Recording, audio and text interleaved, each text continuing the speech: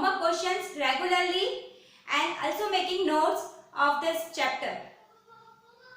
You will get homework questions in the description box and the PDF notes of this chapter also in the description box. Okay, and please subscribe this channel and click on the bell button so you can get new videos update regularly. Okay, so we will start our new topic, torque on a dipole in a uniform electric field. We have learned about dipole in the last lecture. What is dipole? And we also learned electric field due to the dipole on the axial line, on the point of the axial line, and electric field due to the dipole on the point of equatorial line. तो हमने पढ़ा था dipole क्या है, electric field क्या है, axis line पे due to the dipole. Axis line कौन सी होगी, ये वाली एक्सिस वाली, तो उसको हम बोलेंगे एक्सियल लाइन. तो ये सपोज यहाँ पे डाइपोल पड़ा है और इस पॉइंट पी पे हमने एक्सिस लाइन पे इलेक्ट्रिक फील्ड फाइंड की थी. डाइपोल की वजह से कितनी इलेक्ट्रिक फील्ड लग रही है इस पॉइंट पे. और हमने ये भी देखा था कि इक्वेटोरियल लाइन पे, इक्वेटोरियल मतलब ये डाइपोल है और बाइसेक्टर वाली लाइन पे कोई भी पॉइंट पे इलेक्ट्रिक फील्ड डाइपोल की वजह से कितनी लग रही है वो भी हमने फाइंड किया था. अगर आपने लास्ट वीडियोस नहीं देखे हैं तो आप नीचे डिस्क्रिप्शन बॉक्स में प्लेलिस्ट की लिंक दे रखी है, उसमें जाके आप देख सकते हैं. नाउ हम आज देखेंगे कि अगर डाइपोल को यूनिफॉर्म इलेक्ट्रिक फील्ड में रखा गया है तो क्या होता है. तो पहले सबसे पहले यूनिफॉर्म इलेक्ट्रिक फील्ड क्या होती है ये हमने देखा था. क्या होती है यूनिफॉर्म इलेक्ट्रिक फील्ड, जहां इलेक्ट्रिक फील्ड सब जगह सेम है, यूनिफॉर्म है. तो उसको हम किस तरीके से रिप्रेजेंट करते हैं, कैसे इलेक्ट्रिक फील्ड बनाते हैं, उसके लिए पैरेलल लाइंस बनाते हैं और वो भी इक्विडिस्टेंस. इक्विडिस्टेंस मतलब दोनों लाइंस के बीच में डिस्टेंस सेम होना चाहिए. ओके, नाउ अब ये तो हमने बना ली यूनिफॉर्म इलेक्ट्रिक फील्ड. अब इसमें हमें क्या प्लेस करना है, डाइपोल प्लेस करना है. तो हम इसमें डाइपोल प्लेस करते हैं -q. ओके, एंड मैं किसी एक एंगल पे ड्रॉ कर रही हूं डाइपोल +q. सपोज कोई एंगल है थीटा. ओके, अब इन दोनों डाइपोल के बीच में डिस्टेंस कितना होगा 2a. ओके, और ये इसका suppose centre point O. Okay, now dipole moment का डायरेक्शन भी शो करना पड़ेगा, ये वेक्टर p. अब आई होप आपको अच्छे से दिख रहा हो. नाउ ये इलेक्ट्रिक फील्ड है तो यहाँ पे हम शो कर देंगे ये इलेक्ट्रिक फील्ड. ओके, तो अब हमारा एक काम तो कंप्लीट हो गया, यूनिफॉर्म इलेक्ट्रिक फील्ड बना ली. ओके, फिर हमने डाइपोल रख दिया एक किसी एंगल पे. अब एंगल पे क्यों रखा है मैं आपको आगे बताती हूँ. हमने क्यों सीधा नहीं रखा है, ठीक है. अब हमें क्या फाइंड करना है, उस पर टॉर्क फाइंड करना है. पहले तो टॉर्क क्या होता है 11th में हमने डिस्कस किया था, मैं वापस बता देती हूँ. किसी भी रोटेशनल बॉडी पे अगर कोई फोर्स लग रहा है, जो फोर्स उसको रोटेट करवा रहा है, तो रोटेशनल बॉडी पे जो फोर्स लगता है उसको हम क्या कहते हैं, टॉर्क. ठीक है, तो ये मार्कर है. तो अगर मैं इसको फोर्स लगा रही हूँ तो ये क्या हो रहा है, रोटेट हो रहा है. क्या हो रहा है, रोटेट. तो जो फोर्स मैं लगा रही हूँ उसका क्या नाम होगा, टॉर्क होगा.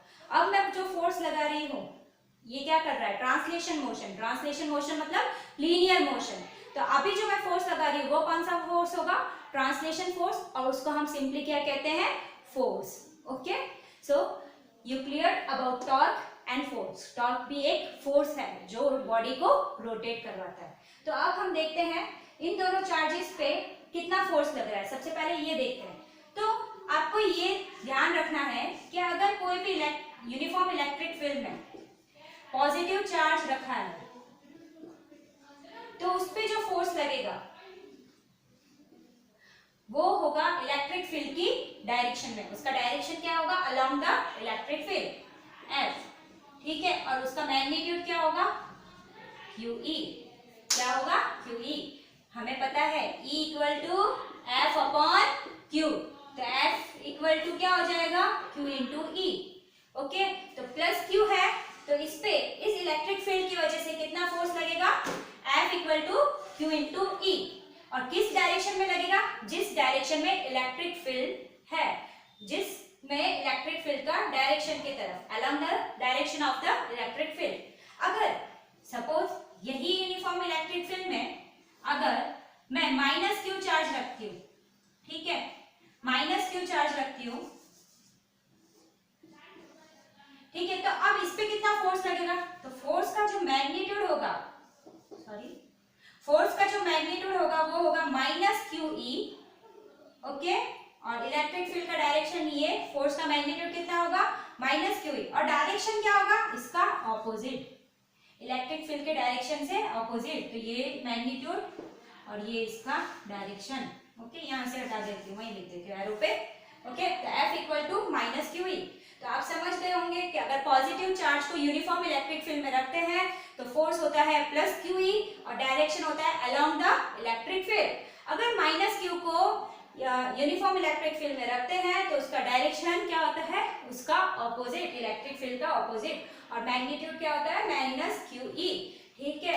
तो ये तो हो गए हमारे प्लस क्यू पे कितना फोर्स लग रहा है और माइनस क्यू पे, तो पहले हम फोर्स फाइंड करते हैं इधर।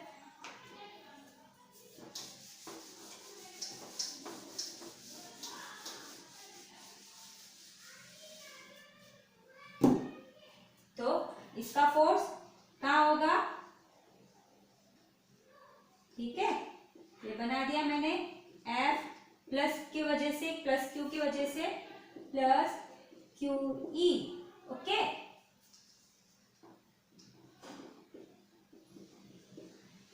ओके, F प्लस की वजह से प्लस क्यू ई और F माइनस की वजह से, माइनस क्यू की वजह से माइनस क्यू ई,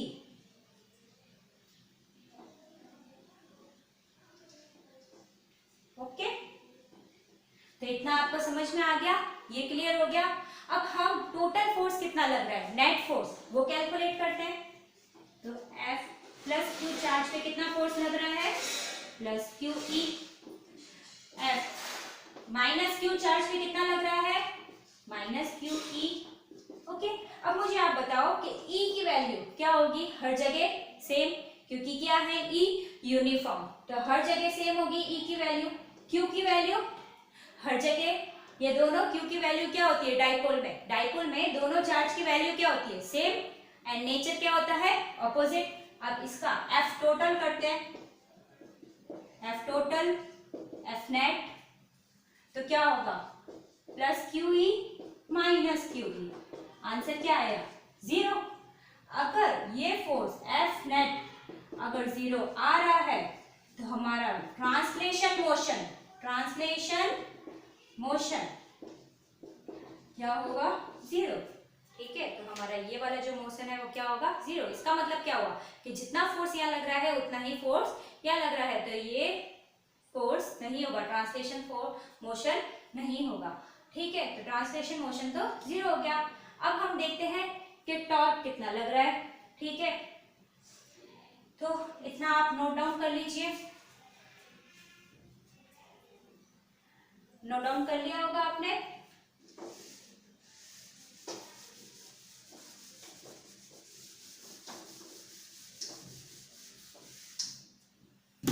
नाउ अब हम देखते हैं टॉर्क।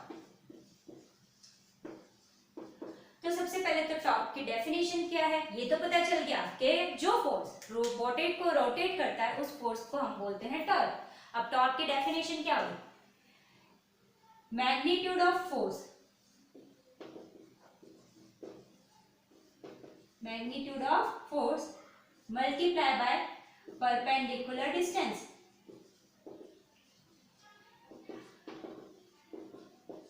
ठीक है। तो मैग्नीट्यूड ऑफ फोर्स यानी जो फोर्स लग रहा है उसका मैग्नीट्यूड और परपेंडिकुलर डिस्टेंस।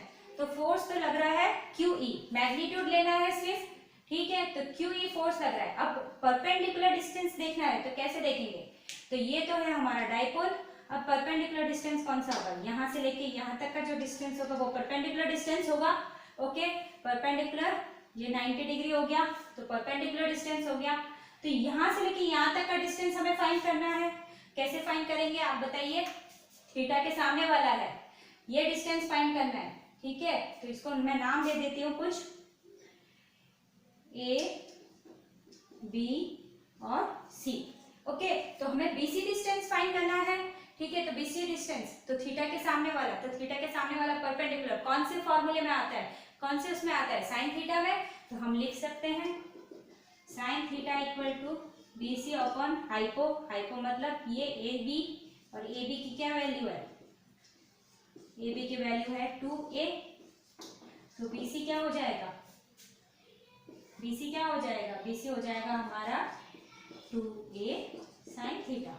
क्या हो जाएगा BC 2A sine theta.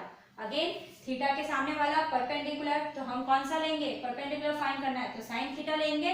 Sign theta equal to BC upon AB hypo, तो BC AB की वैल्यू हमें पता है 2A, वैल्यू पुट अप करी तो BC equal to 2A sine theta. Okay, तो हम इसको यहाँ लिख देती हूँ मैं, BC upon AB sine theta, BC upon 2A, तो BC equal to 2A sine theta, 2A sine theta. Okay, now अब वैल्यू पुट अप करते हैं, तो टॉर्क, टॉर्क को कौन से सिंबल से शो करते हैं, टाउ से, ठीक है, इसको टॉर्क को टाउ सिंबल से शो करते हैं। मैग्नीट्यूड कितना है QE, परपेंडिकुलर डिस्टेंस कितना है 2A साइन थीटा। अब मैं 2A और Q को पास में ला रही हूँ, फिर एक क्लिक होगा आपको कि ये चीज क्या है, और अब तक तो तुम्हें क्लिक हो जाना चाहिए। Q इंटू 2A क्या है, Q into 2A dipole moment, क्या है, dipole moment, Q into 2A। Okay, तो E Q इंटू 2A की जगह क्या रखेंगे, P। ओके, तो ये रख दिया मैंने P, ये भी वेक्टर, सॉरी, ओके P। अभी वेक्टर फॉर्म नहीं लगा सकते, अभी हमने साइन थीटा मैग्नीट्यूड ले रहे हैं EP साइन थीटा।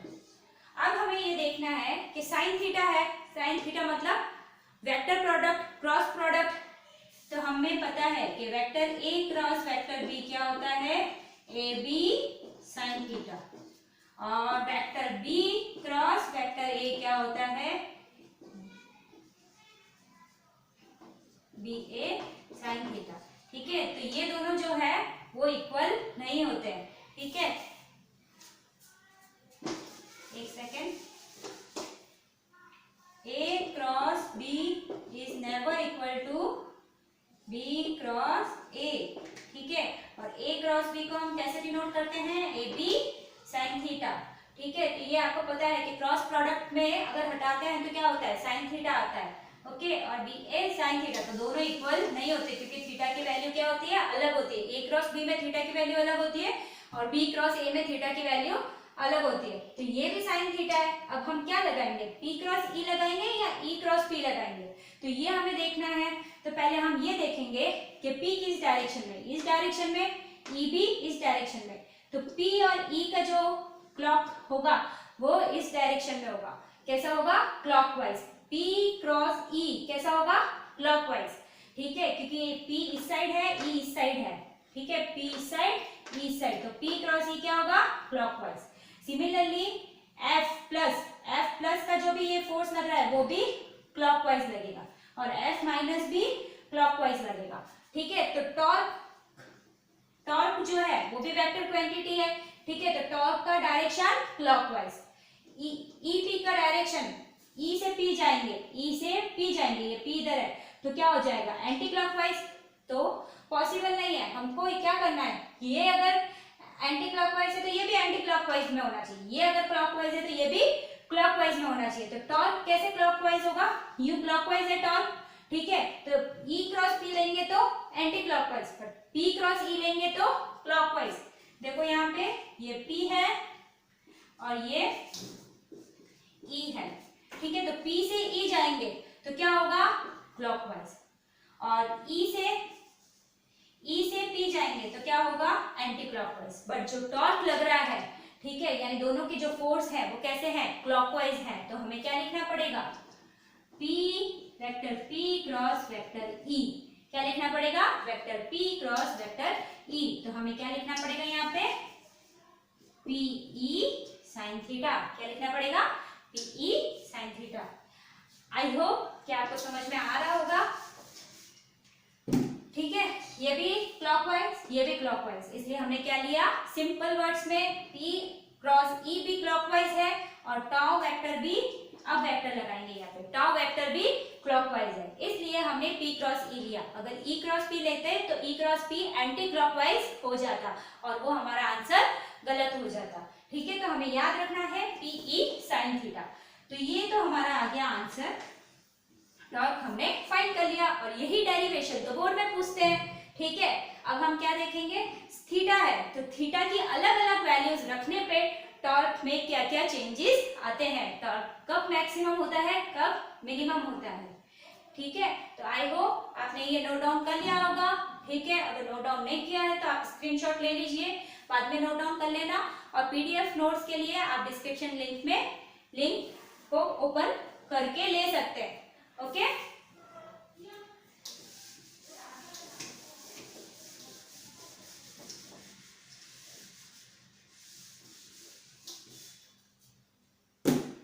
नाउ हमारा टाउ की वैल्यू क्या थी, PE साइन थीटा और वेक्टर में P क्रॉस E।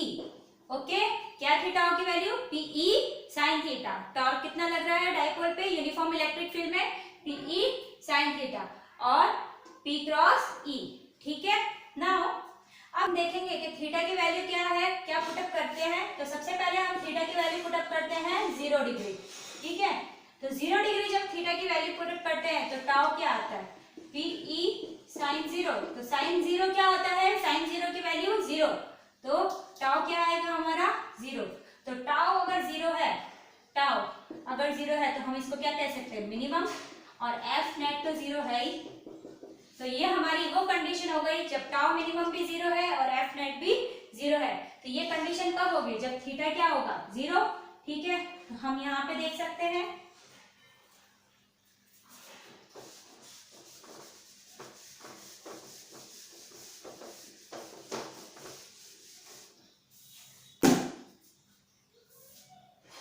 ये यूनिफॉर्म इलेक्ट्रिक फील्ड है। ओके, अब टाउ की वैल्यू 0 कब होगी, -q और +q। ठीक है, मैंने इसलिए आपको कहा था कि ये मैंने किस एंगल पे बनाया है, ये आपको मैं आगे बताऊंगी।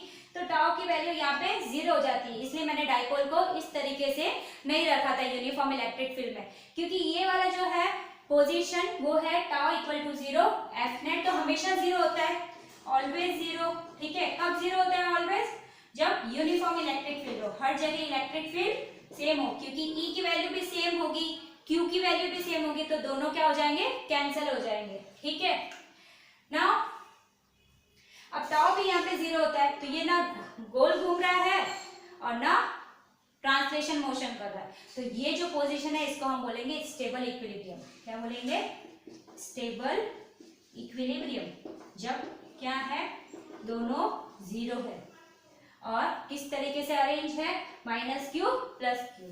और इसमें जो डायरेक्शन होगा फोर्स का, इस फोर्स का डायरेक्शन कैसे होगा, F+ का इस साइड होगा और QE, और इस साइड कैसे होगा, उल्टी साइड होगा, F- equal to -QE। Okay, तो ये इधर से और ये इधर से फोर्स लगेगा और ये कौन से डायरेक्शन में होगा, स्टेबल इक्विलिब्रियम। स्टेबल इक्विलिब्रियम क्या होता है, अगर इस पोजीशन से अगर स्लाइटली भी डिस्प्लेसमेंट होता है तो वापस ये जो डाइपोल है वो इसी लाइन पे आ जाएगा, क्योंकि इस लाइन पे जो फोर्स का डायरेक्शन है वो अलाइन द इलेक्ट्रिक फील्ड होगा। ये स्टेबल इक्विलिब्रियम पोजीशन है। Now second, theta equal to 90। ठीक है, तो tau equal to PE sine 90। तो साइन 90 कितना होता है, 1, तो PE तो क्या हो गया, ये मैक्सिमम, क्योंकि साइन 90 की वैल्यू, साइन की वैल्यू 0 पे 0 होती है और 90 पे 1 होती है, तो टाउ उस टाइम क्या होगा, मैक्सिमम होगा। तो उस टाइम अपना डाइपोल किस तरीके से रखा गया होगा, इस तरीके से माइनस क्यू और प्लस क्यू। तो यहाँ पे ये जो बन रहा है एंगल वो कैसा है 90। तो इस टाइम पे सबसे ज्यादा यानी इस तरीके से पोजीशन, ठीक है। तो आप देख रहे हैं पूरा हाफ सर्कल तक चला जाता है, ठीक है, ये पूरा। तो इस टाइम पे सबसे ज्यादा टॉर्क लगेगा, इस पोजीशन पे सबसे ज्यादा टॉर्क लगेगा, PE sine theta, PE maximum, okay, torque maximum रहेगा, मैक्सिमम। अब थीटा इक्वल टू 0, और कौन सी पोजीशन होगी जब थीटा इक्वल टू 0 होगा?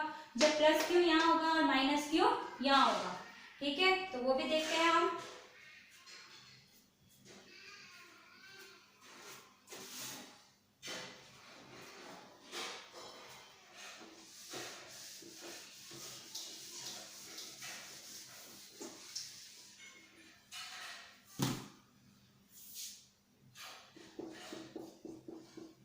थीटा इक्वल टू 180 डिग्री कह सकते हैं उसको, ठीक है। अब ये माइनस क्यू है ये, और ये प्लस क्यू है, ठीक है। तो जब क्या होगा, ये क्या होगा, प्लस क्यू यहाँ और माइनस क्यू यहाँ, तब थीटा इक्वल टू 180 डिग्री। तब टाउ की वैल्यू क्या होती है, पीई साइन 180। तो साइन 180 क्या होता है, साइन 180 भी क्या होता है, 0 होता है, ठीक है। तो 0 होता है साइन 180, साइन 180 भी 0 होता है। बट यहाँ पे हम कह सकते हैं कि ये होगा अनस्टेबल, अनस्टेबल इक्विलिब्रियम। क्यों अनस्टेबल, लेट चेक।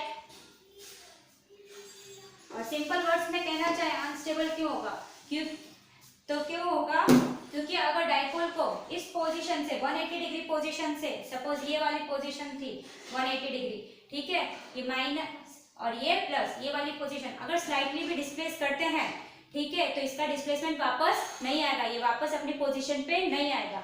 अगर डाइपोल में, अगर इस पोजीशन में डाइपोल को स्लाइटली भी डिस्प्लेसमेंट करते हैं, थोड़ा भी हिलाने की कोशिश करते हैं, तो वापस ये अपनी इक्विलिब्रियम पोजीशन पे आने की कोशिश करेगा और वहां आके रुक जाएगा, क्योंकि यहाँ पे इलेक्ट्रिक फील्ड और इस फोर्स का जो है लाइन ऑफ एक्शन वो क्या है, सेम है, ठीक है। अब ये इसकी सबसे स्टेबल पोजीशन है डाइपोल की।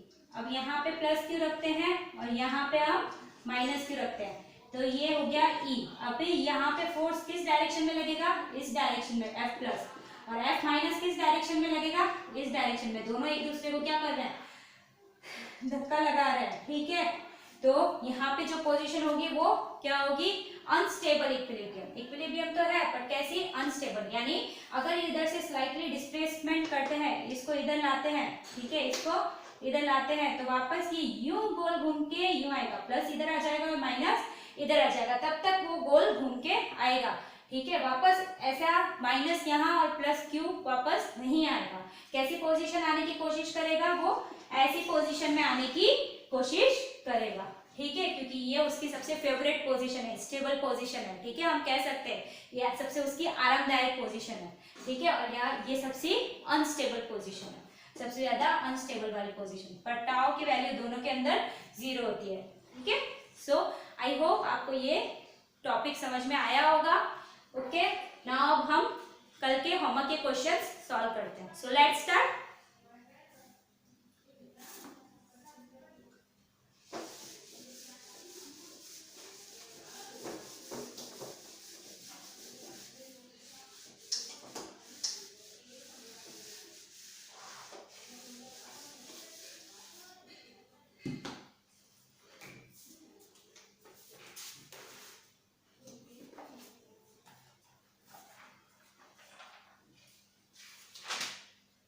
तो हमारा जो कल का फर्स्ट का होमवर्क है, ठीक है, 1 जून का,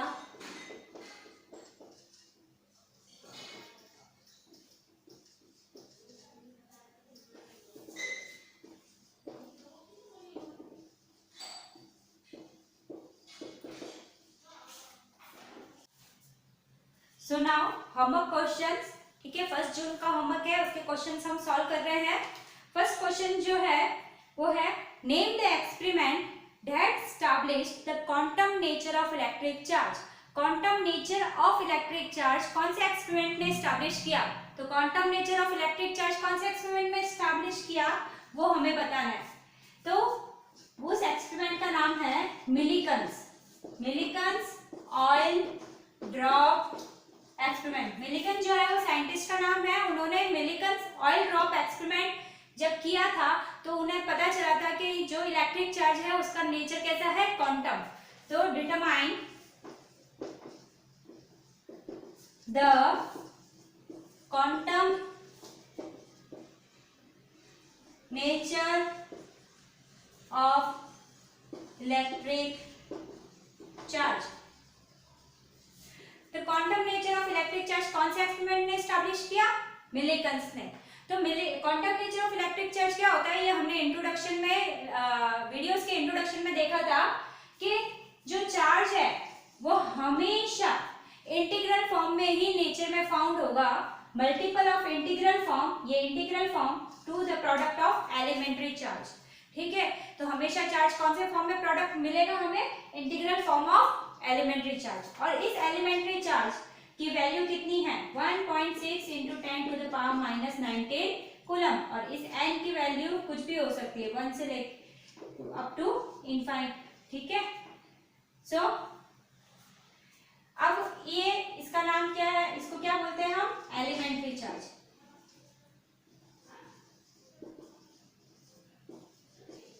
एलिमेंट्री चार्ज, ठीक है। सबसे छोटा जो चार्ज है फाउंड होता है फ्री नेचर में, ये 1.6 into 10 to the power minus 19 coulomb. अगर सपोज 2 है तो कितना होगा, 2 multiply by this.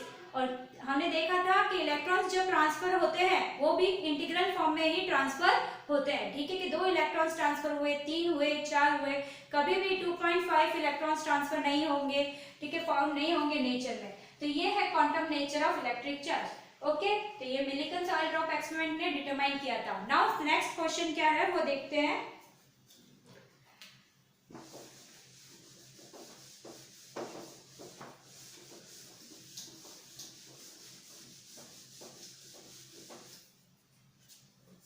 Next question है हमारा सेकंड क्वेश्चन,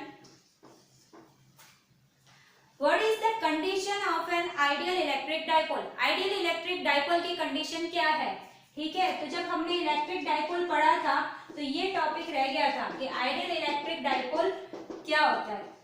ठीक है, तो आइडियल इलेक्ट्रिक डाइपोल क्या होता है, तो इसलिए मैंने ये क्वेश्चन को इंक्लूड किया है। और ये इंपॉर्टेंट क्वेश्चन भी है, बोर्ड में भी काफी बार आता है। तो पहले हम डाइपोल ड्रॉ करते हैं, -q + q, इन दोनों के बीच का जो डिस्टेंस है वो 2 है। तो हम कहेंगे कि इलेक्ट्रिक डाइपोल आइडियल कब कहलाएगा, जब इनके चार्ज की जो मैग्नीट्यूड है वो सबसे ज्यादा होगी, ग्रेटर होगा, magnitude of charge should be greater and the distance between the charge should be smaller. ठीक है, तो हम कह सकते हैं कि Q टेंड्स टू इंफिनिटी और distance to a tends to 0। ठीक है, इसको हम कैसे रीड करते हैं, टेंड्स टू, यानी Q इंफिनिटी के बरोबर और डिस्टेंस जो है वो बहुत छोटा, टेंड्स टू 0 के करीब, इंफिनिटी के करीब, 0 के करीब। ठीक है, तो हम इसको इस तरीके से लिखेंगे solution, Q tends to infinite और डिस्टेंस टेंड्स टू 0। सिंपल ये हमारा आंसर है। फिर वर्ड्स के फॉर्म में नहीं लिखोगे तो चलेगा, it's called Q tends to infinite, Q should be greater and distance should be smaller. Okay, तो ये आपका सेकंड क्वेश्चन है, ये काफी इंपॉर्टेंट है। ओके, सो आई होप आपको आज का लेसन समझ में आया होगा, आज का लेक्चर समझ में आया होगा और होमवर्क भी आपने अच्छे से किया होगा और आप होमवर्क चेक कर सकते हैं। ठीक है, thank you, all the best.